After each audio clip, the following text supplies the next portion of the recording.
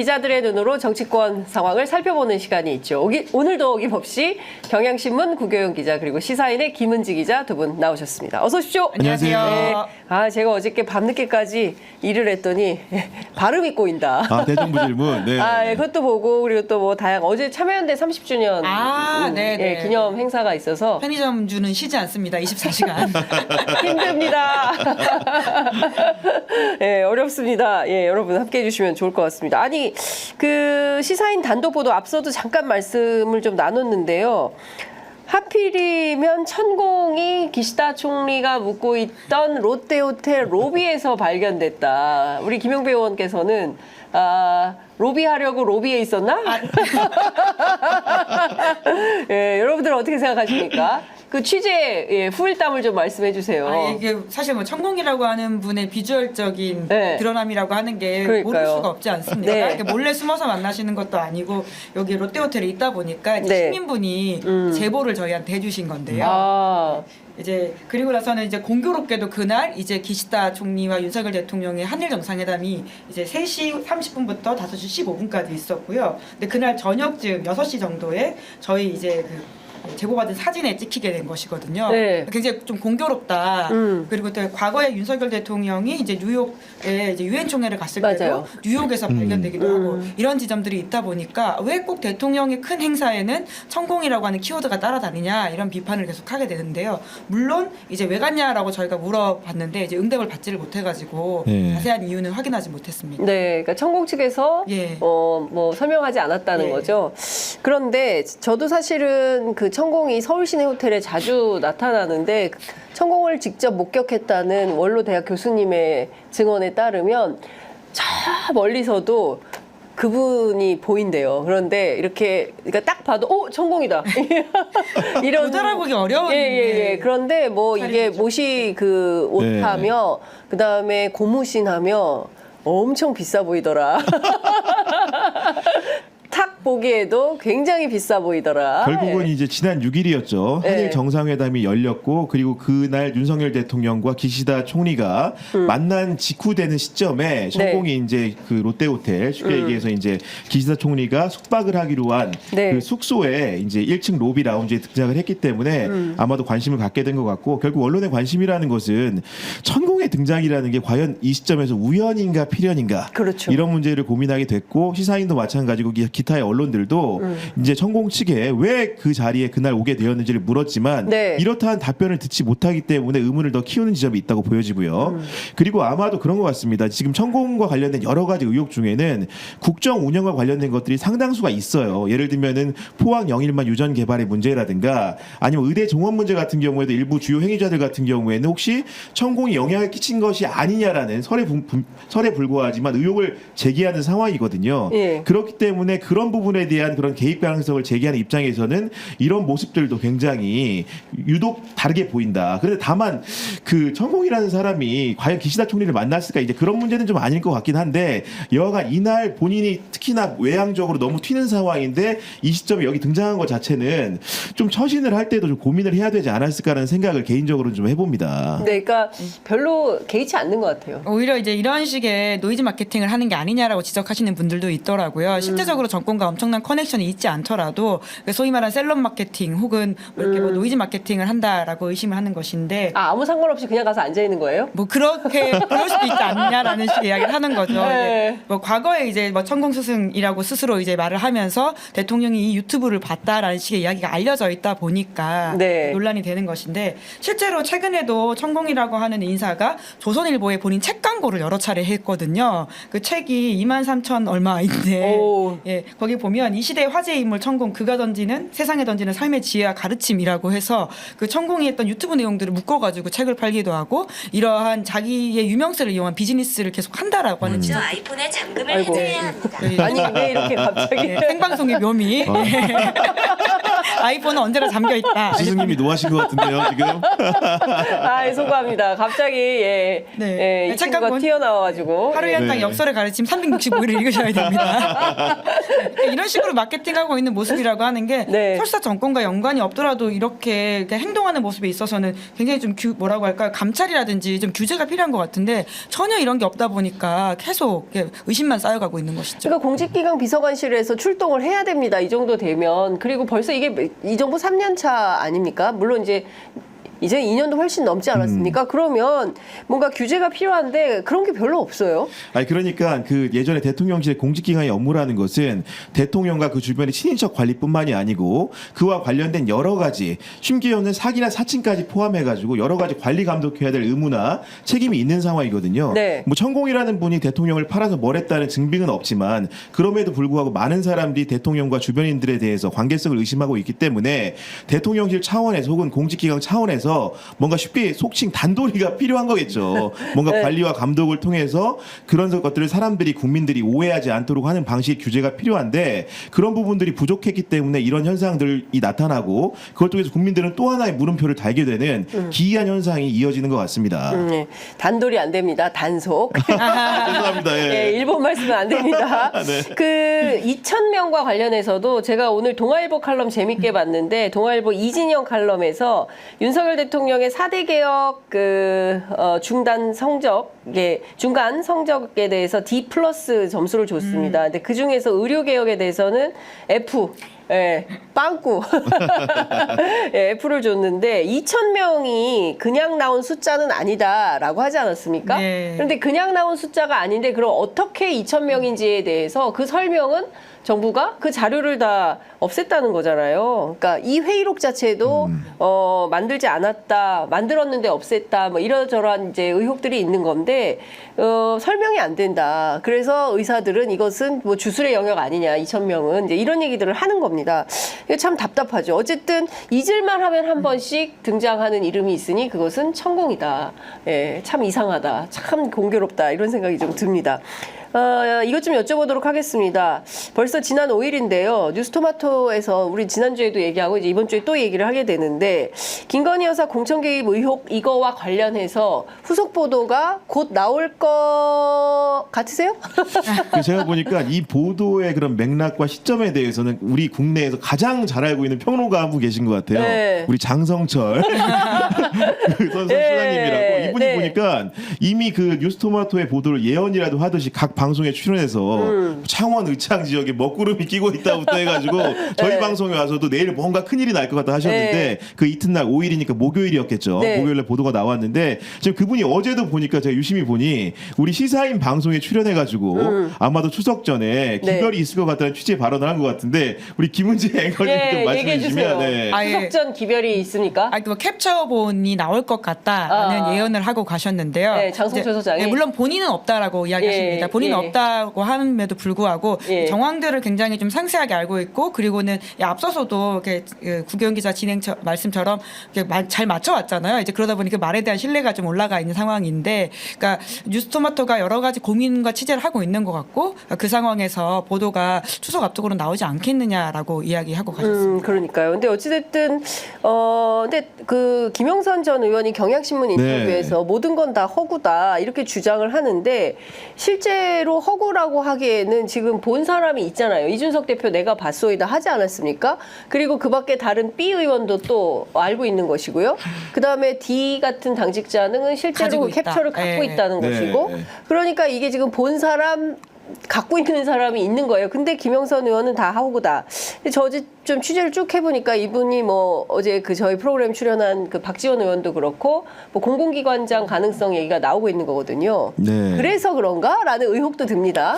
아마도 이제 본인 당사자 입장에서는 아마 총선 국면에서는 공천을 받는 과정에서 본인이 지역구였던 창원 의창 지역에서 톡된 말로 컷오프가 돼서 낙천을 한 거 아닙니까? 당시 아마도 이제 언론에 알려진 바에 따르더라도 그 개혁신당이라든가 의원이라든가 일부 다른 접점을 가지고 출마를 결심하려고 했던 것 같고 그런 과정이 무산된 것 같은데 그때 당시에 억울함을 가지고 이제 호소할 때만 하더라도 김영선 의원이 직접 나서는지 모르겠지만 적어도 주변에서는 네. 김영선 의원의 억울함을 얘기하면서 이러저러한 얘기를 전했고 그 중에 하나가 그 김건희 여사와 관련된 내용이 있었다는 거는 어느 정도 확인된 내용인 것 같습니다. 그렇기 때문에 아까 말했던 대로 이준석 의원도 실체 일부를 봤다라는 얘기를 하고 있는 것이고 그 이외에 뭐 다른 의원이라든가 당직자라든가 또 이제 정치 그런 관련된 업에 종사하시는 또 이제 MC라고 특정된 분 네네네. 그분도 있지 않습니까? 지역에서 나름대로는 기반을 가지고 굉장히 주요하게 정치 활동을 하고 계신 분으로 알고 있는데 그게 더 나가서 이제 세설에는 또 이제 정치권에서 굉장히 명망 높은 분도 이 내용에 대해서 접근권이 있었다라는 얘기가 있기 때문에 그리고 그 뉴스토마토뿐만 아니고 총선 당시에 그런 의혹 제기에 대해서 여러 언론들이 또 비슷한 취재에 나섰던 것으로 보이기 때문에 아마도 그런 텔레그램 문자가 존재한다면 그것이 공개되는 것은 시간 문제가 아닌가라는 생각을 하고 있습니다. 제가 조금 취재를 했는데 한 걸음 확실히 다가섰다. 네, 그 한 걸음 확실히 다가섰고 그 안 내놓으면 안 되는 상황에 봉착했다. 그래서 월요일에 저희 방송 왔다 갔던 네. 개혁신당의 김용남 전 의원이 네네네. 하는 말은 그러니까 자기는 없다. 하지만 이 상황에서는 A 의원의 결단만 남아 있는 게 아니냐 이런 식의 이야기를 또 하고 갔거든요. 네네. 그러니까 굉장히 그러니까 결국은 시간 문제이지 이 사안 자체가 안 불거져 나올 수는 없을 것 같다라는 이야기를 공통되게 하고 네. 계시긴 합니다. 그리고 어제 저희 프로그램 출연한 김철근 사무총장도 우리가 김건희 여사 봐줄 이유가 뭐가 있냐. 현출되면 세게 싸울 거다. 이제 이렇게 얘기를 하는데 그 현출이 중요하기 때문에 그 현출을 누가 어떻게 할 것인지에 대해서는 조금 고민이 있는 것 같은데요. 제가 보기에는 조만간 나올 가능성이 매우 높다라고 생각이 좀 되고 그다음에 그 엠모 씨에 대해서도 뭐 여러 방송에서 다양한 의견들이 나오고 있는데 어쨌든 이분도 상당히 주요한 이 사건 관계자고 경우에 따라서 이게 게이트로 그 번지고 그랬을 때는 검찰도 수사를 하게 되면 이런 분들이 다 지금 수사 대상이 되는 거거든요. 예, 그러니까 자료들이 안 나올 수가 없을 것이다라는 생각이 좀 듭니다. 이것 좀 여쭤볼게요. 이준석 대표가 선의의 뭐 조언일 수도 있다 이런 얘기를 해서 신인규 변호사가 저희 프로그램 나와서 아주 성토했던데요. 아유, 네. 극대노 굉장히 화를 많이 냈습니다. 어떻게 보세요? 이준석 대표의 이런 태도에 대해서는. 근데 이준석 대표가 이제 방송에 나와서 아마도 이제 그 보도 당일에 이제 이런 얘기를 한 것으로 알고 있는데 저는 처음에는 그렇다고 생각합니다. 왜냐하면 이 보도가 제가 알기로는 취재가 예를 들면은 그 보도가 나오기 전주에 되거나 전날에 된 게 아니고 네. 이미 총선 기간이 한창일 때 상당 부분 취재가 된 것으로 알고 있거든요. 아마도 이준석 그 의원 자체도 이런 보도가 나오게 된 상황들을 그 아마도 뉴스토마토 보도라든가 그 직전에 소문들로 이제 확인한 바가 있기 때문에 본인이 또 여러 가지로 이제 혹시나 그 여러 가지 말을 많이 하게 될까 개혁신당에 접점이 있다라는 소문이 같이 나오면서 본인이 말 한마디 잘못하게 되면은 이제 이게 파장이 커질 수 있기 때문에 아마도 자기 방어적인 논리를 먼저 편 것 같고요. 다만 어제 말씀하신 것처럼 김철근 사무총장이라든가 김용남 전 의원이랑 이런 개혁신당에 같이 몸을 담고 계신 분들이 결국 이런 부분에 대해서 드러난다면 명백히 밝히겠다고 하고 있기 때문에 이준석 대표도 뭔가 진실을 요구받고 있는 상황이고 그런 시험대에 다시 한번 섰다고 생각을 합니다.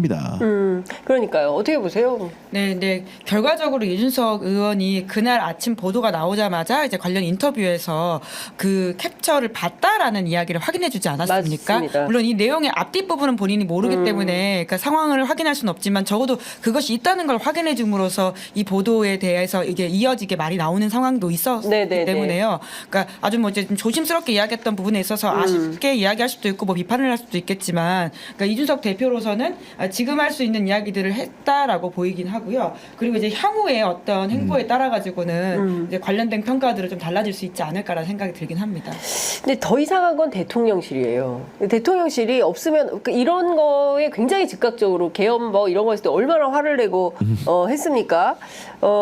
그런데 결과적으로 공천이 안 됐는데 무슨 그 공천 개입이냐 네. 이런 얘기를 했어요. 그런데 그러면 문자 메시지를 텔레그램을 주고 받았는지 안 받았는지에 대해서는 사실 확인을 안 해주고 있습니다. 요거 물어봐야 되는 거 아닙니까 기자들이? 그러니까 사실은 그런 부분이 가장 궁금한 거고요. 아마도 이제 그 이 얘기를 물었을 때는 그 문자 주고받은 송수신의 여부를 물은 게 당연히 사실확인 차원에서 1번인 건데 대통령실에서 이제 그런 입장을 꺼리는 이유는 아마도 이제 제가 볼 때는 추측입니다. 추측인데 그 영부인한테 이런 얘기들을 직접적으로 제대로 물어볼 수 있는 상황인지 아닌지가 일단은 뭐 굉장히 저희가 의심스러운 부분이 있는 것이고 그리고 사태의 파장이라는 게 워낙 크기 때문에 그리고 뉴스토마토 같은 경우에도 상식적으로 언론의 입장에 생각을 해보면 늘 선행 보도가 있으면 저희가 후행 보도를 준비하는 게 상례거든요. 네네. 그렇기 때문에 이제 그런 부분들 선후 관계들을 생각해봤을 때 이런 조심스러운 입장을 내놓을 수밖에 없는 그런 처지가 아닌가라는 생각을 하게 되고 아마도 이후에 차후에 보도가 있다고 한다면 그때는 정말로 그 문자의 존재 여부라든가 김건희 여사 입장이 나오지 않는다면 그거는 국민적인 굉장히 분노나 의혹 제기에 부닥칠 수밖에 없다고 보여집니다. 이게 당장 비교가 되는 게 천공 보도도 이제 뉴스토마토가 있었던 바가 맞습니다. 있습니다. 그러니까 대통령실을 이전하는 과정에서 천공이라는 사람이 좀 왔다 갔다라고 하는 것이었는데요. 결과적으로 천공이 아니라 백재권이라는 사람이 왔다 갔다는 게 이제 경찰 수사 결과 나왔던 사실입니다. 근데 이 보도가 나왔을 때 그 다음 날 바로 대통령실에서 관련 기자들 고소했었거든요. 맞아요. 명예훼손 이제 허위 사실로서 명예훼손했다라고 하는 것이었는데 심지어 대통령실 출입 기자증도 물론 기자들의 판단이긴 하지만 이제 박탈당하게 되고 1년 동안은 계속 출입 제한하다 결국은 등록 소멸시켰다라고 하는 것이거든요. 근데 그게 가능한가요? 어떻게 그 출입기자 등록을 말소시켜버리 이게 대통령실이 그런 결정을 한 거잖아요. 예, 근데 이제 물론 이제 이 보도 때문이다라고 말을 한 건 아니긴 한데요. 네. 이제 그렇게 의심할 수밖에 없는 상황인 것이죠. 왜 하필 뉴스토마토 그리고 이제 그리고 미디어 오늘 이렇게 예. 좀 소위 말해서 찍혀 있는 매체들이 예. 대통령실 출입에 문제가 생겨버리게 된 미디어 것인데요. 오늘은 출입 정지 석 달이 끝났는데도 복귀를 안 해주는 소위 말하는 것이고 뭉개고 말소는 있는 아니잖아요. 상황인 말소는 것이죠. 아니죠. 예. 말소는 뉴스토마토만 말소인 거죠. 네, 지금 등록까지 소멸시켰다 이렇게 네. 지금 지금 보도가 미디어오늘 통해서 나오고 있습니다. 이제 그러다 보니까 예. 그러니까 이것도 문제적이긴 하지만 그때 했던 아주 강경한 태도에 비해서는 사실 천공만큼 혹은 천공 이상의 어떤 이 정권의 아킬레스건 혹은 대통령실의 반응 속도라고 하는 것은 김건희 여사 관련된 이슈이거든요. 그럼에도 불구하고 이 보도에 대해서 법적 조치를 하겠다거나 기타 등등의 이야기를 한 바가 없고요. 오히려 또 당에서 하나 나온 게 있습니다. 이제 공천은 아주 이제 공정하게 이루어졌기 때문에 그것은 언론중재에다가 우리가 제소를 하겠다라는 식의 입장이고요. 그 외에는 어떤 법적 조치에 대한 것들이 전혀 없어서 굉장히 지금 과거와는 다른 태도를 보이고 있는 것이죠. 그러니까 대통령실에는 법적 조치도 안 하고 오히려 국민의힘에서 공천 관련해서 언중위에 제소를 한 이런 상황이다. 국민의힘 참 고발 열심히 해요.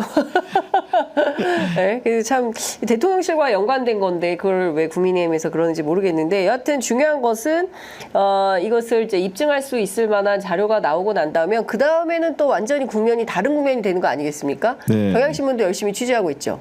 그러니까 아마도 이제 저희도 이제 정치부에서 이 사건이 워낙 이렇게 핫한 이슈기 때문에 네. 취재를 하고 있는 것이고 어제 뉴스토마토에서 그 어제인가요 국장석에서라는 그런 네, 그 칼럼이 칼럼을 통해 가지고 입장을 냈는데 결국은 이제 그 내용을 뜯어보면은 그 MC에 대해서 이게 굉장히 얘기를 많이 하거든요. MC는 뭐 창원을 기반으로 경남은 물론 중앙에까지 알려진 인물이다 이렇게 소개를 하면서 여론조사를 바탕으로 정치하는 데도 매우 밝다. 스스로는 뭐 김종인, 오세훈, 이준석, 김영선, 박완수를 본지에 거론하며 자신의 주장에 거짓이 없다고도 했습니다. 임명백 교수와 함께 지난 4월 윤석열 대통령과 이재명 민주당 대표와의 영수회담 물밑 협상을 주도한 것으로 알려진 함성득 교수와도 인연이 깊습니다. 이런 걸 얘기하면서 네. 뉴스토마토 같은 경우에는 많은 증언을 확보하는 등 사실 확인에 힘을 쏟고 있다고 했거든요. 그랬기 때문에 아까 이어서 말씀드리면 기본적으로 후속 보도가 조만간 등장할 것 같다라는 예감이 듭니다.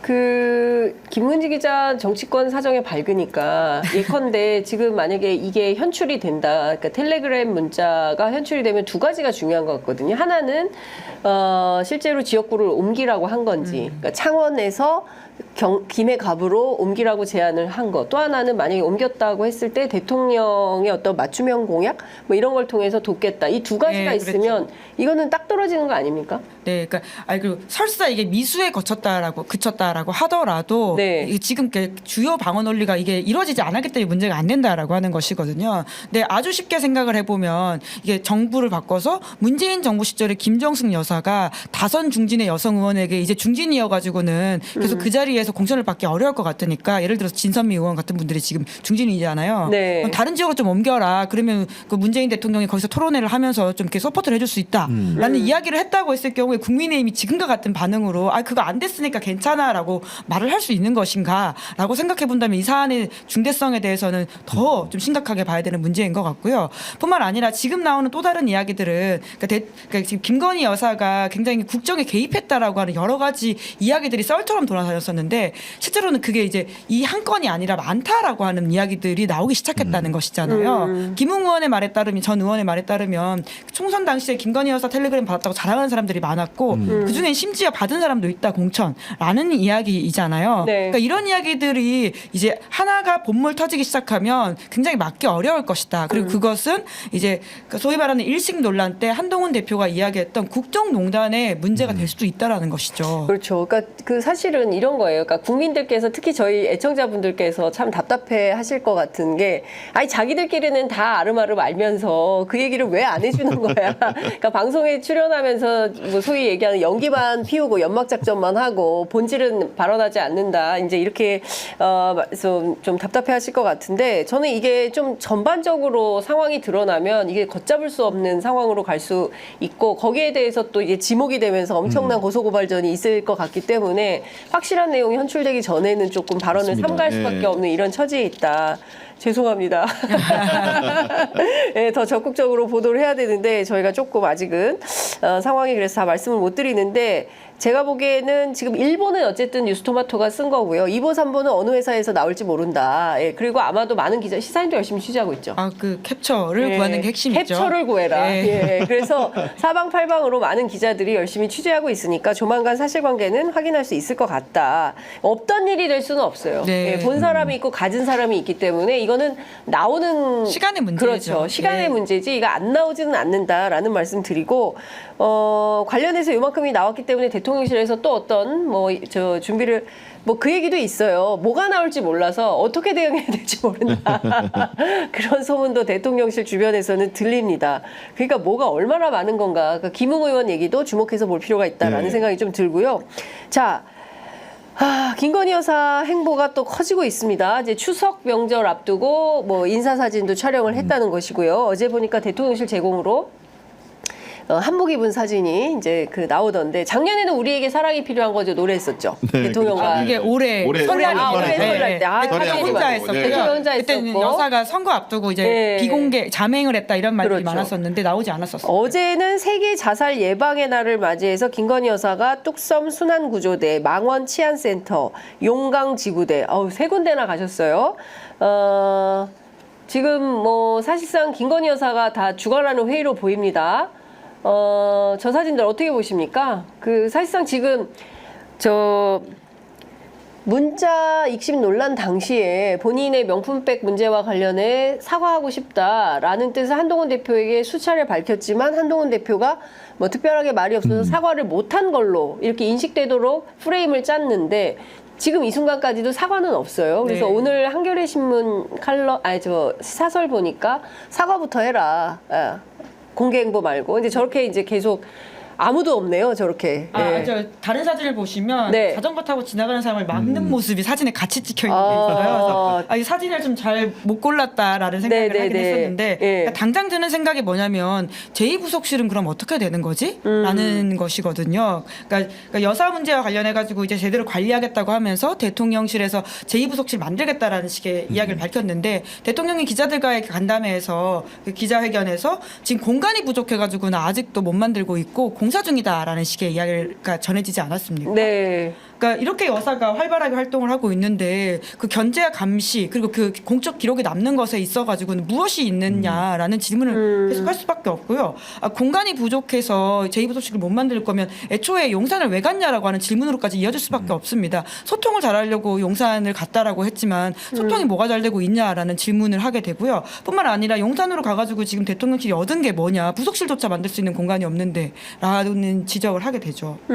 그리고 맞물려서 말씀드리면은 보면은 어제 이제 밤의 행보 같은 경우에는 기본적으로 정면 돌파를 하겠다는 선언으로 읽히고요. 왜냐하면 시점적으로 보면 지금 이제 국민권익위에서 청탁금지법 위반 혐의에 대해서 처벌 조항이 없다고 이제 사실상 손을 들었고 네. 그 이후에 검찰 수사가 진행이 됐는데 네. 결국 검찰 수사심의위원회까지 열어가지고 불기소 보고를 하면서 뭔가 김건희 여사가 활동할 수 있는 장을 만들어 줬거든요. 근데 돌발 변수가 발생한 것이 최지영 목사가 여기에 대해서 수심위를 별도로 소집하자고 이의 제기를 했고 요거를 서울중앙지검의 수심위가 부의하기로 결정을 하면서 또다시 있는 상황이어서 뭔가 더 종국 처분이 늦어지는 상황인데 그런 상황에서 그런 맥락을 알고도 이렇게 행보를 했다라는 것은 더 이상 그 문제에 대해서는 개의치 않고 활동을 하겠다는 의미로 읽히는 것이고 그리고 심지어는 이날이 또 약간 어떻게 보면 의미심장한 것이 내일이면 또 이제 그 도이치모터스 주가 조작 항소심 선고가 있고 그렇습니다. 거기에 주가 조작 방조범에 대한 그 처분 결과에 따라서 김건희 여사에 대한 기소 여부, 수사 여부가 결정이 되게 될 텐데 그런 국면에서 이렇게 공개 행보를 결정했다는 것은 더 이상 이런 문제에 대해서 일일이 신경 쓰면서 활동하지는 않겠다라는 선언으로 개인적으로 읽힙니다. 이게. 네. 네. 그러니까 참 그 사실상 이게 보면 대통령이 주로 이런 사진 앞서 이제 사진 한번 다시 보여주시면 좋을 것 같은데요. 거기 보면 자전거 탄 시민을 막는 네. 장면이 하나 있으면 여기 대통령실에 올라온 사진 자료인데요. 예예예 바로 네. 저 사진이죠. 저 뒤에 보면은 김건희 여사가 허리춤에 손을 얹고 있고 그 뒤에 경호실 직원으로 보이는데 이제 시민의 자전거 행을 막고 있는 이런 거죠. 아 누구를 위한 나라입니까? 그러니까 말씀처럼 김건희 여사와 관련해서 시민들이 당장 떠오르는 것은 명품백 사건이라고 하든지 도이치모터스 주가 조작, 심지어는 이제 국정 개입 논란, 네. 그 공천 개입 의혹 관련된 부분들이 있지 않습니까? 그런데 이제 이러한 비판들에 대해서는 한마디 말도 하지 않고 이렇게 행보를 이어가는 모습들이라는 게 비판을 해봐도 나는 신경 쓰지 않겠다, 마이웨이 하겠다라는 의미로 들리잖아요. 결국은 하다못해 선거가 있었던 지난 4월에서는 김 여사가 잠행 행보를 한 바가 있는데요. 근데 이제는 선거조차 물론 10월달 재보궐이 있음에도 불구하고 그런 거 신경 안 쓰겠다라고 하는 선언처럼 보이다 보니까 아, 이 비판이 아무 무의미하구나라고 하는 생각이 들죠. 어떤 면에서는요. 그러니까 이제 국민들이 무슨 생각을 하거나 말거나 이제 내일 모레 발표될 갤럽 여론조사에서 결과가 어떻게 나올지 뭐 23%, 21, 뭐 이렇게 이런 정도로 횡보할지 아니면 정말 10%대로 추락을 하게 될지 그건 좀 지켜봐야 되겠지만 이제 이런 행보들이 사실은 국민들 사실 염장 지르는 거 아니겠습니까? 그러니까 정말 하라는 사과 그리고 필요한 조치 이런 것들은 취하지 않고 저렇게 자기 맘대로 내 할 일은 내가 알아서 할 거야. 그리고 자기가 좋아하는 아이템들이 몇 가지가 있는 것 같아요. 근데 이런 거를 국민들이 좋게 볼 거냐. 사실은 그게 되게 중요한 거 아니겠습니까? 그러니까 사실은 김건희 여사가 어제 한강 결차할 때 소속의 그런 지구대로 보이는 데를 왜 이렇게 갔느냐, 복수로 갔느냐. 네. 그 이유를 좀 설명을 드리면은 네. 그 유재국 경이라는 분이 예전에 수상구조요원이었어요. 그분이 이제 2020년 2월에 한강 투신자를 수색하다가 이제 그 순직을 하셨거든요. 그랬기 때문에 이제 과거에도 보면 지난해 유경이의 그 가족을 찾아가지고 김건희 여사가 이제 추모 편지나 과일 바구니를 전달한 일도 있었는데 지난 2월의 상황입니다. 그런 게 있었는데 여기서 이제 그 유재국 경위를 추모하는 것도 당연히 숭고하고 중요한 일인데 그러면 예를 들면 얼마 전에 최혜병의 어머니 같은 경우에 최수근 상병의 어머니 같은 경우에도 본인 아들을 잃은 심정을 절절하게 담아가지고 순직을 하는 아들을 상대로 해서 뭔가 처벌을 촉구한 임성근의 처벌을 촉구하고 거대한 권력에 맞서 진상규명을 요구하는 촉구를 했는데 그런 죽음에는 왜 침묵을 하는가. 유재국 경위의 순직도 너무나 숭고하고 중요한 만큼 우리 최혜병의 그런 죽음도 국가를 위해서 실종자를 수색하다 사망한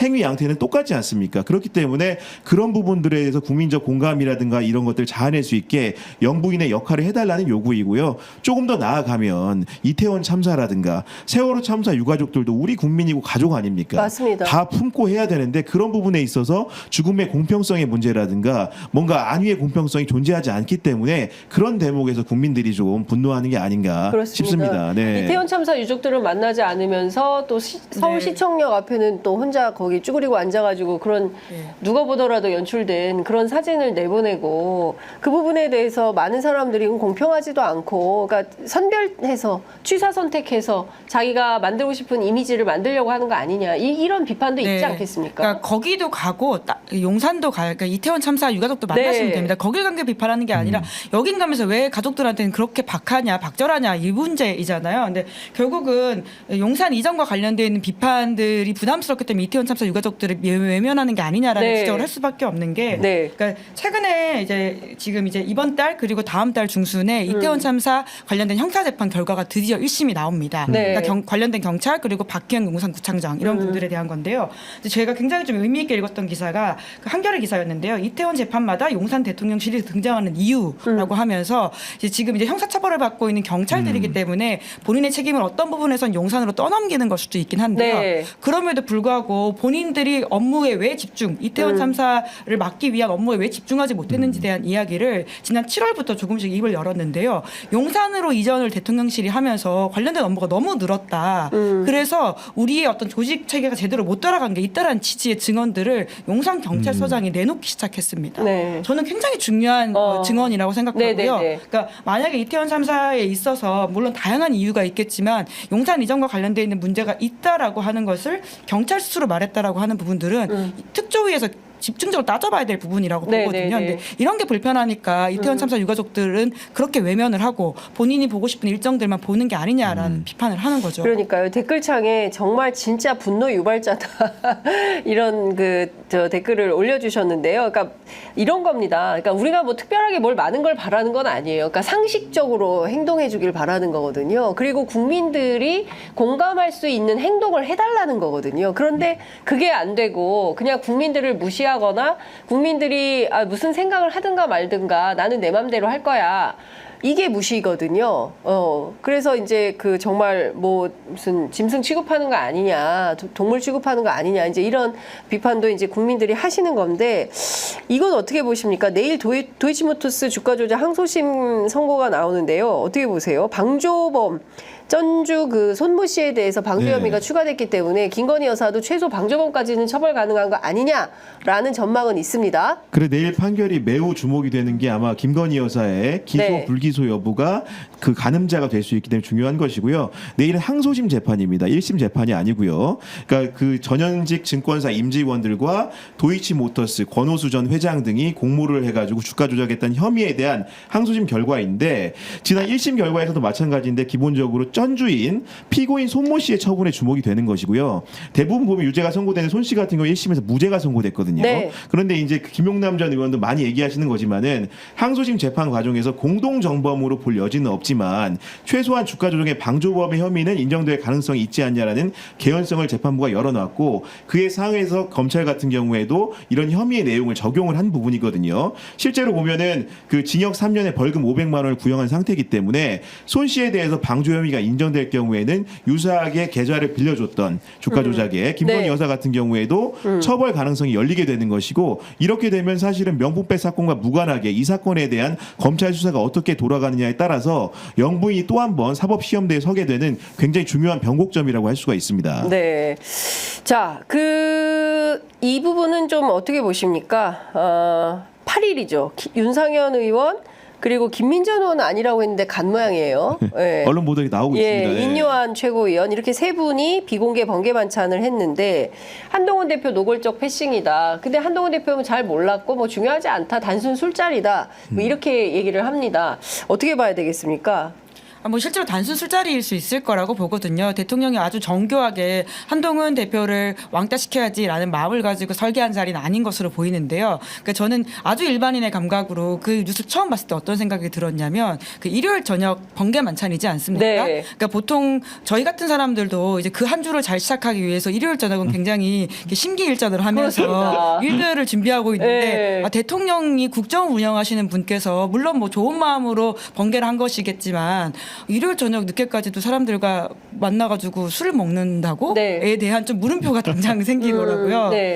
참 그렇다. 월요일 근무를 어떻게 하시려고 일요일 오후 4시에 술을 드실까? 물론 얼마나 드셨는지 혹은 술을 마셨는지 여부 자체가 확인이 된 건 아니지만 그런 생각이 들더라고요. 근데 워낙 그 음주를 좋아하시니까 그 가능성이 높다라고 국민의힘 사람들이 얘기했습니다. 단순 술자리다 이렇게. 언론을 통해서 알려진 얼개에 따르면은 수도권의 한 중진 의원, 아마도 윤상현 의원을 일컬는 것 같은데 윤상현 의원 같은 경우에 이제 중진 의원이 결국은 번개 만찬을 제안했고 대통령이 수긍하면서 멤버 구성을 하다 보니까 의료계 전문가인 의료 대란 문제가 있다 보니까 그 인요한 최고위원과 그리고 뭐 정치적으로 분석력이 뛰어난 교수 출신인 뭐 김민전 최고위원을 데려갔다라는 뭔가 행위 구성을 하고 있는데 실제로 의문은 뭐냐면 그 최고위원 중에서 두 명이 가게 되면 아무래도 그 뭔가 만남을 수락하는 입장에서 대통령 측에서는 뭔가 구성을 다양화할 생각을 왜 못했을까?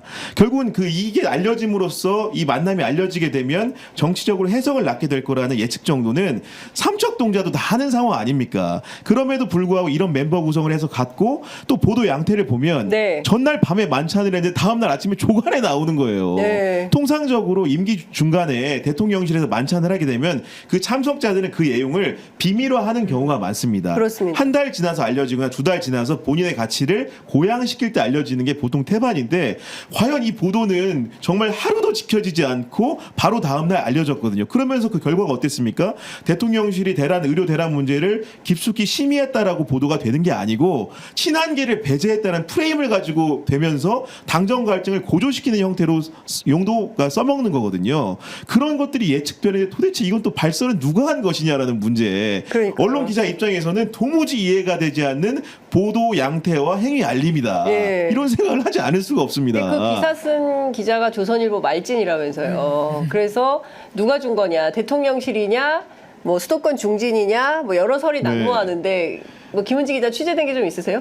그 부분은 저도 확인을 못했는데요. 결과적으로 이 보도를 통해서 윤석열, 한동훈 둘 다 루즈루즈 게임을 했다라는 생각이 듭니다. 한동훈 대표 같은 경우에는 무언가를 여야 의정협의체를 만들면서 해보려고 했지만 결국 힘이 없구나라고 하는 것을 다시금 확인시켜줬기 때문에 모양새가 많이 구겨졌고요. 사실 윤석열 대통령에 대한 사람들의 실망감의 반영이라고 하는 것은 공사 구분을 잘 못한다라고 하는 것이라고 생각합니다. 그것이 대통령다움이 없어서 자꾸 지지율이 떨어지는 것인데 아무리 화가 나도 공적 자리에 있는 사람이 가지는 공적 태도라고 하는 것이 있는데 역시나 대통령은 공사 구분을 못하는 사람이구나. 만찬 갑자기 취소해놓고서는 추석 전에는 일정이 바쁘다라고 분명히 이야기를 했는데 이렇게라도 갑자기 시간을 내실 수 있는 분이라는 걸 확인을 했잖아요. 그러니까요. 두 사람 모두에게 굉장히 손해가 된 보도라고 생각합니다. 아니 그러니까 이게 앞말 뒷말이 전혀 맞지 않는 대통령실의 해명과 태도 때문에 오히려 더 촌극을 빚는 상황이 되는 거다. 이를테면 추석 전에는 뭐 자꾸 정치인들이 밥 먹는 자리 보이는 게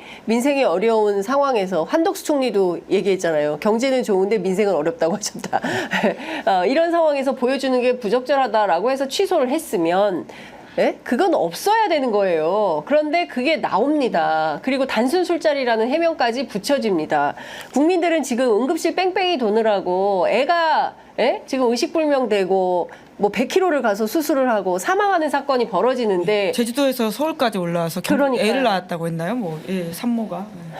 그러니까 이게 보면은 만찬을 둘러싼 두 개의 국면이 당정 갈등 국면에서 발생을 한 건데 처음에는 원래는 지난달 30일에 그 새로운 지도부와 대통령실의 만찬이 계획이 돼 있었죠. 근데 그 한동훈 대표가 2026학년도 그러니까 내년도 입학 정원을 유예하는 게 필요하고 원점에서 검토가 필요하다고 하니까 그 부분에 대해서 이제 사실 어떻게 보면은 삐걱이면서 양 당정 관계가 만찬이 이제 추석 연휴 이후로 미뤄진 것인데 이번에도 보면은 결국은 의료 대란 문제가 중요하긴 하니까 또 만찬을 번개로 잡은 겁니다. 그래서 토의를 했다고 하니까 그 이후에 한동훈 대표 액션이 어떻습니까? 물론 당정 관계 상의 여부는 정확히는 모르겠지만 이번에 나온 게 2026학년도 뿐만이 아니고 2025. 의료계를 여야 의정 협의체로 끌어들이기 위해서는 2025년도 의대 정원 문제도 원점에서 검토하지 못할 이유가 뭐가 있느냐 맞습니다. 이런 얘기를 하고 있는 거고 결국 만찬이 빚은 여러 가지 행위 양태라는 것이 중요한 그런 상황들을 두 개나 만든 상황이 됐다. 그리고 이제 이 문제는 대통령실이 일단은 굉장히 소프트하게 답변하고 있지만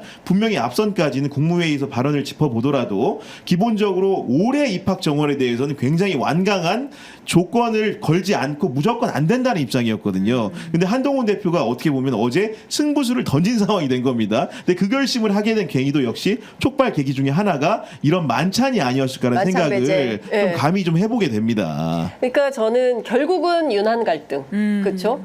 그리고 결국은 한동훈 왕따 프레임. 그러니까 그래서 한동훈 대표를 내쫓으려고 하는 거 아니냐라는 식으로 프레임이 설정될 수밖에 없는 정치 구도를 만들고 있다. 근데 누가 이렇게 판을 짰는지는 모르겠지만 결과적으로 이거는 정부 여당에게 결코 좋은 보도는 아니다. 이제 말씀을 좀 주신 거고요.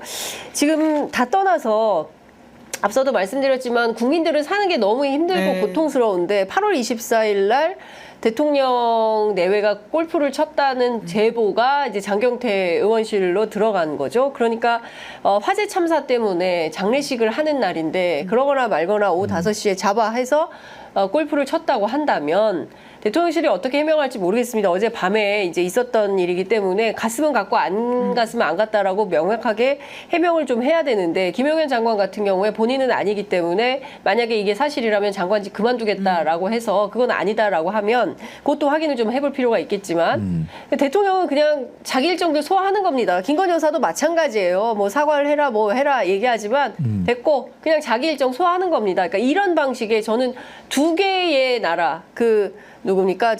박주민 의원은 우리는 한 배를 탄 운명이 아닌 것 같다. 딴 배를 탔다. 대통령과 국민들이 지금 딴 배에 있는 것 같다. 대통령은 아주 훌륭하고 좋은 호화 요트 유람선에 있는 것 같고 국민들은 언제 난파할지 모르는 쪽배에 옹기종기 다 붙어가지고 이러고 있는 거 아니냐 이런 비유를 하던데 이게 과연 옳은 것이냐는 겁니다. 그러니까 보수 언론조차도 답답하니까 요새 제발 사과하라고 사설을 쓰고 있지 않습니까? 중앙일보에서는 어떤 내용까지 나왔냐면요. 그 부속실이 제2부속실이 공간이 부족해서 못 만들겠으면 가건물이라도 지으라고 사설에 써놨더라고요. 뿐만 아니라 이제 김순덕 칼럼은 굉장히 매운맛으로 최근에 유명한데, 그러니까 바스티유가 무너진 밤에 루이 16세는 그날도 아무 일이 없었다고 일기를 썼다. 맞아요. 그러니까 굉장히 혁명이 일어나기 직전까지도 이 상황 인식이라고 하는 것을 모르고 있는 당시의 프랑스 이야기를 쓴 건데요. 이 사례가지를 들고 나온 이유가 뭘까를 좀 대통령 부부가 생각해 봐야 됩니다. 그러니까요. 참 답답합니다. 그리고 의대 증원 내년부터 이렇게 늘려서 일단 내년 되면 한 7,500명 생기는 거 아닙니까? 그 교육할 장소나 시스템이나 이런 게 없는데 정부에서 꼼꼼히 얘기를 했어요. 의대 증원은 내년에 하고 인프라는 3년 뒤에 한다. 그러니까 결국은 관련해서 동아일보 사설이 결국 오류로 덮는 격이다. 이게 말이 되는 거냐. 네? 아니 아이들을 먼저 뽑아놓고 인프라는 자 3년 후에 그러면 가서 뭐 하라는 거예요. 그러니까 정말 좋아 빠르게 가라고 하는 게 윤석열 대통령의 대선 후보 시절부터 나왔던 이야기였었는데요. 이 모든 것들을 가지고 오는 부작용이라고 하는 게 사실 만찬 일정도 그렇게 잡힌 거지 않겠습니까? 그러니까 좋아 빠르게 가 4시에 전화하니까 바로 저녁 먹자 뭐 이런 거잖아요. 그러니까 대통령님 저기 오후 4시에 어떻게 뭐 저녁 괜찮으시겠습니까? 좋아 빠르게 가. 와 이런 거잖아요. 이게 말이 됩니까? 근데 하다못해 국정 특히나 이제 의대 증원이라고 하는 것은 우리 정부의 전반적 시스템을 건드리는 문제인데 이걸 이런 식으로 좋아 빠르게 가라고 해놓고서는 결국은 내가 하는 길이 옳은 길이니까 언젠간 평가받을 것이고 이 과정에서의 고통은 여러분들이 좀 건져주세요라고 하는 게 아까도 말씀하셨지만 어린아이가 지금 사경에 헤매고 있고 아까 제가 잘못 말씀드렸는데 제주에서 인천까지 임산부가 옮겨가가지고 지금 애를 낳으려고 하는 이 상황이라고 하는 게 이게 단순히 그 지나가는 고통이라고 할 수 있는 것이냐 그 사이에 죽어난다 이게. 그러니까요. 사람 이게 다 떠나서 뭐 이렇게 무슨 정책에 대해서 뭐 금투세 문제, 뭐 부동산 문제, 뭐 이런 문제를 얘기를 하는 게 아니라 목숨, 국민들의 생명, 경각에 달린 이 상황에서 그걸 가지고 없어. 그냥 원래 내가 이걸 자꾸 의료 개혁이라고 부른다는 거예요. 대통령은 이번 판에 내가 반드시 이걸 고집을 꺾어놓겠어 의사들. 그러니까 의사가 옳다는 게 절대 아니거든요. 그렇습니다. 사실 의사수 증언을 해야죠. 그리고는 이게 정말 차원이 다른 어떤 직역 이기주의가 저는 있다고 보는데요. 지금도 이렇게 블랙리스트 만들어서 응급실에서 고생하는 의사들 괴롭히고 있는 것들을 보면 정말 문제적이고 이것들은 정말 문제에 있어가지고 해결해야 된다고 보는데요.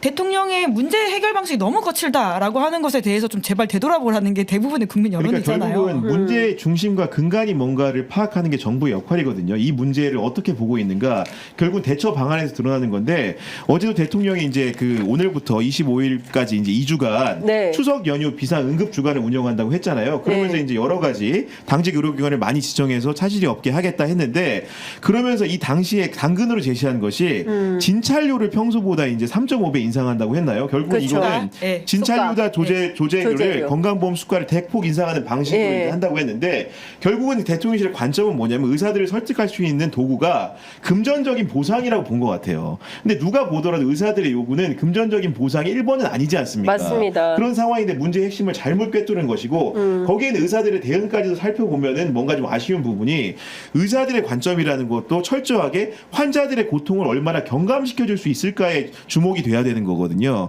그러니까 결국 이 상황에서는 진료를 얼마나 효율적으로 잘할 수 있을까를 고민해야 되는데 의사들이 내세우는 레토릭이라는 것도 국민적인 동의를 한꺼번에 못 얻는 이유 중에 하나가 환자들의 고통 문제를 덜 강조하고 있다는 거예요. 맞아요. 그러니까 직역 이기주의라고 비치는 부분들이 분명히 있다는 것이죠. 어제 보면은 의사 출신인 김현 더불어민주당 의원실에서 발표한 자료를 보면은 암 그 수술 건수가 작년에 비해서 많이 줄었다는 거 아닙니까? 그렇죠. 그 얘기는 뭐냐면은 기본적으로 목숨이 굉장히 어려운 분들이 위태로운 분들이 그런 적절한 수술이나 봉합을 못 하고 있다는 상황인 거라는 거거든요. 그렇다면 그런 문제를 전면에 환자 단체가 들고 나와서 이 문제를 국가적 아젠다로 같이 논의해 보자고 해야 되는데 그런 문제 제기가 누구에게도 없다는 겁니다. 네. 환자의 고통 결국은 병상에서 죽어야 되는 환자의 고통을 헤아리는 정치 주체가 없기 때문에 이 문제가 나날이 심각해지는 게 아닌가 싶습니다. 지금 보면 의사들도 전공의 대표는 의사협회와 같은 테이블에 안 앉겠다.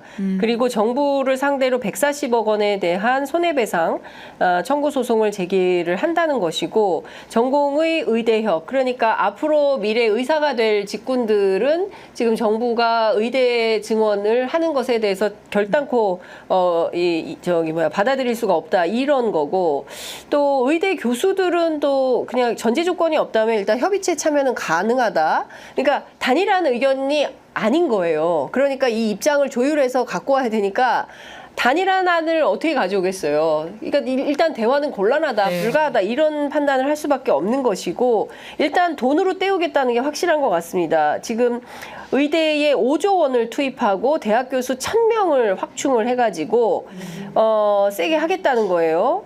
2030년까지 5조를 투자를 하고 사립대 자체 투자 1조 해서 연간 6조 원을 투자를 한다는 것이고 뭐 가상해부 테이블, 실험 실습, 첨단 기자재 뭐 이런 등등으로 해가지고 뭐 상세하게 발표를 했습니다. 그리고 심지어 뭐 해부용 시신 같은 경우에는 돈으로 해결할 수가 없으니까 이것은 기증자를 찾거나 유족들 동의를 얻어서 남는 곳에서 부족한 곳으로 좀 줘라. 뭐 이런 방향까지 다 나왔어요. 근데 이게 2030년까지예요. 네?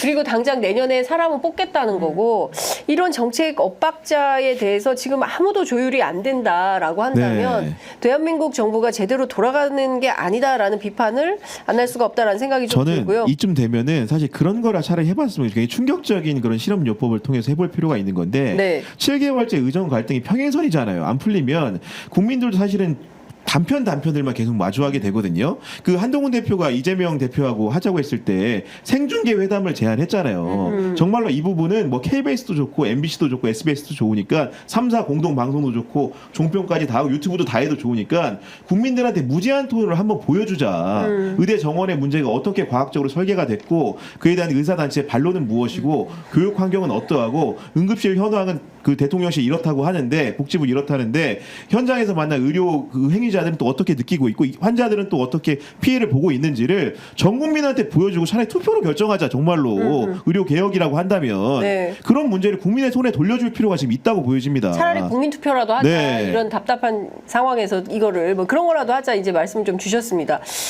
속보가 들어와 있는데요. 방금 전에 이재명 대표가 안 하느니 차등 선별 지원이라도 하자. 그 25만 원 민생회복 지원금에 대해서 그동안은 어쨌든 전 국민 대상으로 25만 원씩 주자는 거였는데 좋다. 양보하겠다. 차등 지원해라. 선별 지원해라. 이런 입장을 밝혔습니다. 안 하는 것보단 낫다. 이제 이런 건데요.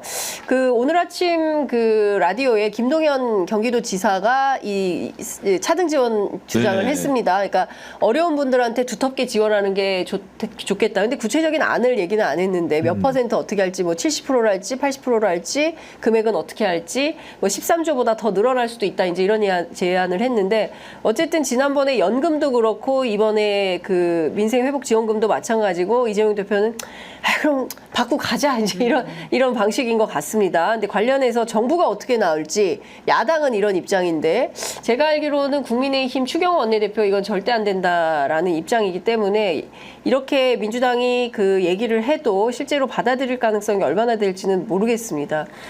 그리고 시장 한번 가보시라고 또 제안을 했어요. 시금치가 한 단에 15,000원. 정말 금치다. 조기값은 작년에 비해서 75% 더 비싸고 오징어는 45%, 배추는 94%. 이렇게 물가가 오르고 있다. 아, 주부들 마트 가기 힘듭니다. 추석을 앞두고 야당에서 여러 가지 아젠다를 이제 올리고 있는 것으로 보이는데요. 이제 내일 본회의가 있지 않습니까? 이제 거기에서는 이제 김건희 특검법 그리고 지역사랑 상품권법 뭐 이런 걸로 지금 올릴 예정이라고 알려져 있는데요. 그러니까 사실 이제 올리고 대통령이 거부권 행사하는 것은 굉장히 수순이긴 하지만 이제 여당으로서는 dilema인 게 그 김건희 특검법 관련해서 필리버스터를 할 것이냐라고 하는 문제이거든요. 그러니까 이제까지는 대통령이 거부권을 행사하는 문제적 법안에 대해서는 다 필리버스터를 해온 바가 있습니다. 물론 경우에 따라서는 열심히 하지 않고 주무시기도 해서 시민들의 비판을 막긴 하셨지만요. 그 주무신 분 이거를 만찬 가셨네요. 네. 네, 그래서 필로버스터 아니냐 뭐 이런 비판이 있었잖아요. 근데 그럼에도 불구하고 추석을 앞두고 국민 보시기에 김건희 특검법 같은 이슈를 반대하는 그 나서서 계속 이야기하는 여당의 모습이라고 하는 게 썩 좋은 그림은 아니거든요. 이제 그러다 보니까 여당이 굉장히 좀 궁지에 몰린 모습인 것 같은데 야당은 계속 이런 식으로 공을 좀 던지고 있어 보입니다. 그렇군요. 자, 이 와중에 시사인에서 2007년부터 창관 이후에 꾸준히 신뢰도 조사를 하고 있는데 이번 조사에서 윤석열 대통령이 2.82점으로 역대 최하위를 기록했다고 합니다. 0점에서 10점 척도인데 0점 준 사람이 44.6%예요. 네, 그러니까 사실 대통령의 신뢰도 지금 표를 보시면 아시겠지만, 그러니까 저희가 이제 데이터가 쌓여 있다 보니까 비교하기가 참 좋은데요. 첫 번째 포인트는 박근혜 전 대통령이 탄핵당하기 직전이었던 저희가 매 가을마다 하고 있기 때문에 가을의 신뢰도가 3.91점이었습니다. 그 전에 비해서 확 떨어졌다라고 하는 걸 알 수가 있는데요. 근데 윤 대통령은 시작부터 탄핵 직전에 박근혜 전 대통령보다 낮은 신뢰도로 출발했다. 굉장히 어렵게 출발했는데 심지어는 거기서 더 떨어져서 올해는 2점대에 진입했다라고 하는 건데요. 이거는 이명박, 박근혜, 문재인 누구도 겪어보지 않았던 신뢰도 점수라고 하는 것을 좀 알아보실 필요가 있고요. 두 번째가 진행자가 말씀하셨던 그 2.82가 이 뭐라고 할까요? 그 양적으로도 좋지 않은 점수인데 질적으로 보면 더 나쁘다라고 하는 것이 0점을 준 사람이 44.6%다라는 겁니다. 그러니까 대통령을 전혀 신뢰하지 않는다라고 답하신 분들이 국민 10명 중에 4명 이상이라고 하는 것인데요. 아마 그분들은 윤 대통령이 조금 정책 방향을 기조를 바꾸거나 어떤 사과를 하거나 그러니까 메시지를 좀 과거와 다르게 톤다운을 한다고 하더라도 아예 신뢰를 잃어버렸기 때문에 돌아가기 어려운 부류의 군으로 분류되는 분들입니다. 그러다 보니까 저희가 커버 제목에 심리적 탄핵이라고 하는 부분들을 썼는데요. 굉장히 나쁜 시그널입니다. 그러니까 지금 10명 중 4명은 대통령이 이제 뭘 해도 안 믿겠다라고 하는 것이니까요.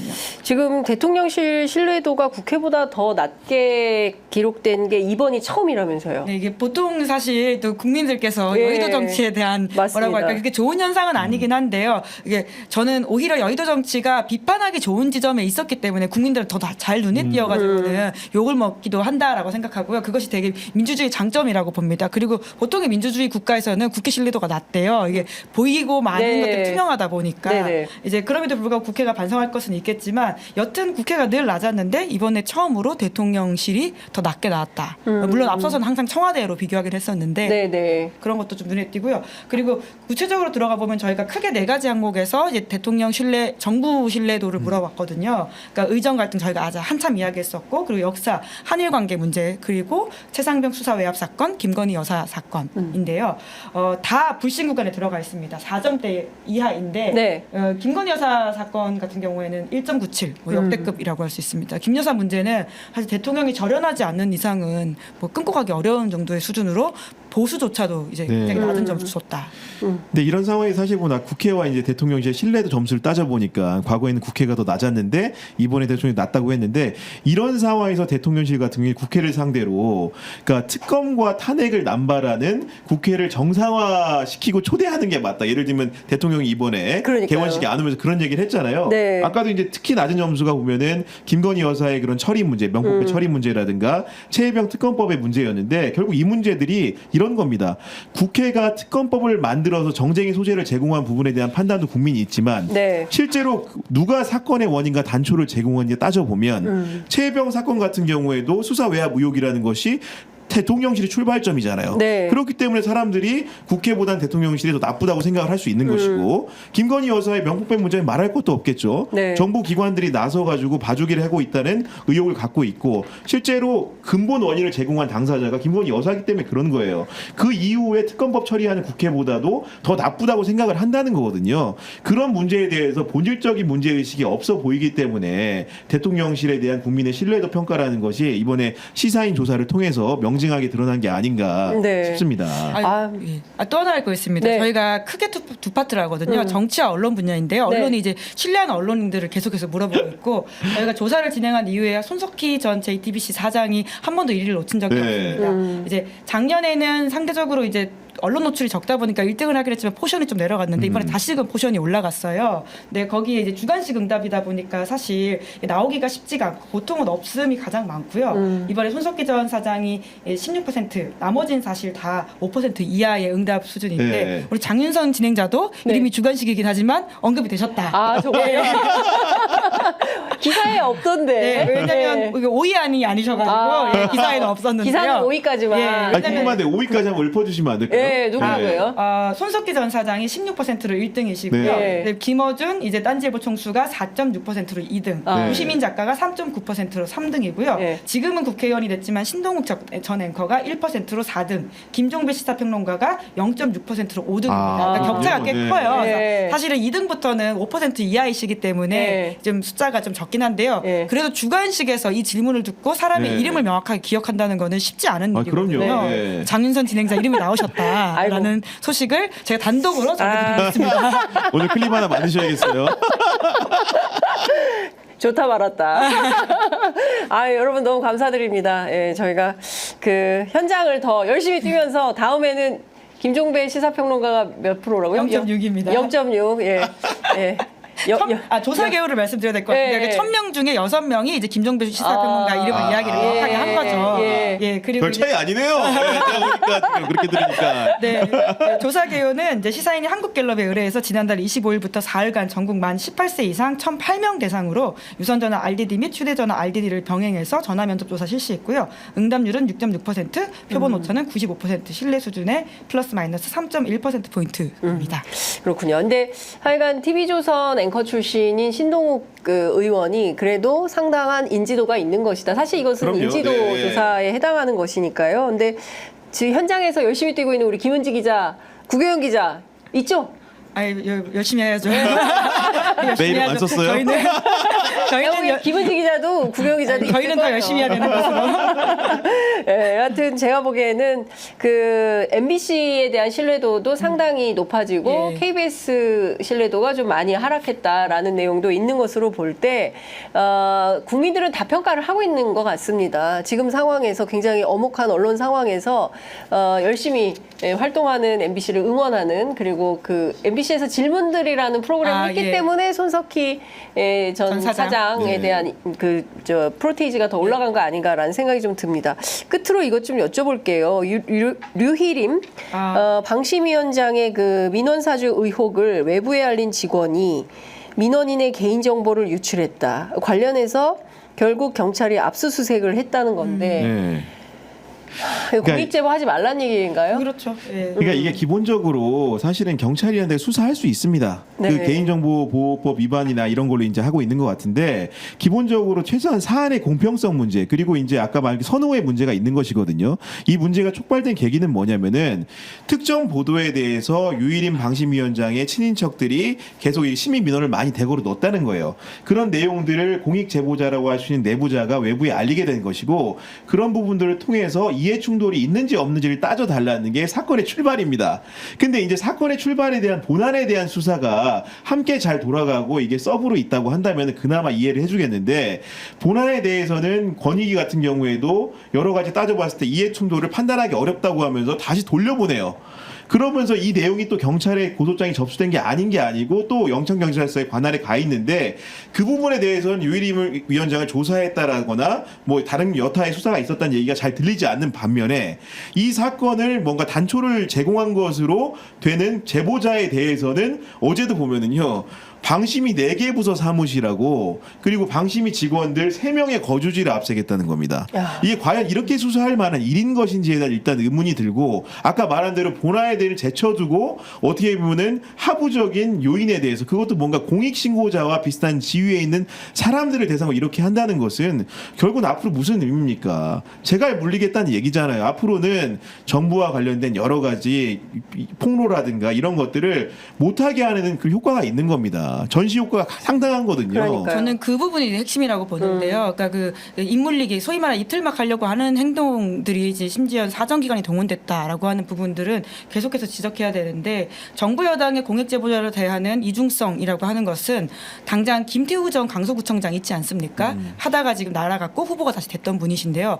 그분의 어떤 사면복권 그리고 출마가 부적절하다라는 지적을 했을 때 대통령실과 그리고 정부 여당에서 나왔던 말은 그분이 공익 제보자다라는 식의 이야기였거든요. 결과적으로 판결문에 그런 내용 없어가지고 사실 아니다라고 드러나기까지도 했었는데 그 사안에 대해서는 그렇게 공익 제보자라고 하는 것을 이야기하면서 누군가의 어떤 신원의 이야기를 하는데 어쩜 이 사건에서는 이렇게 다른 태도를 취하는지를 지적하고 싶습니다. 그러니까요. 그러니까 이럴수록 더 열심히 공익 제보를 하고 지금 제보가 많이 나와야 되는 시즌입니다. 그런데 이렇게 이틀막 하는 형태로 가면 그래도 고민들을 많이 하실 겁니다. 도대체 어떤 것이 의로운 일인가, 그리고 어떻게 해야 대한민국 미래가 건강해지고 밝아지는 것인가, 이런 것에 권력에 협조하는 것이 결국은 대한민국 미래를 어떻게 하는 건가에 대해서 상당히 많은 고민들이, 특히 공직자분들이 고민이 많으실 것 같은데요. 저는 진실은 침몰하지 않는다라고 생각하고 거짓은 참을 이길 수 없다고 생각합니다. 윤민석 작곡가 예, 저 가사말인데 참. 그 어려운 시절을 지나고 있지만 이 길 끝에는 그래도 또 희망이 있지 않겠습니까? 그 희망을 좀 믿으면서 오늘 방송은 여기서 마무리하도록 하겠습니다. 두 분 말씀 잘 들었습니다. 고맙습니다. 네, 감사합니다.